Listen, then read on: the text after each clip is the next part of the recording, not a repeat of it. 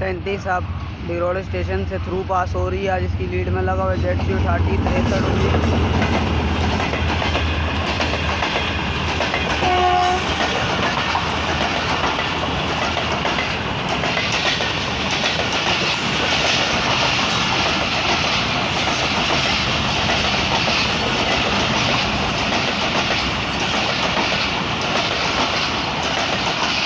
आज की हमारी ट्रेन थी 33 अब पाक बिजनेस एक्सप्रेस, जो डिगरोड स्टेशन से थ्रू पास हुई है। आज इसकी लीड में लगा हुआ ZC30 6319 डिगरोड स्टेशन से थ्रू पास हुई है अच्छी स्पीड में।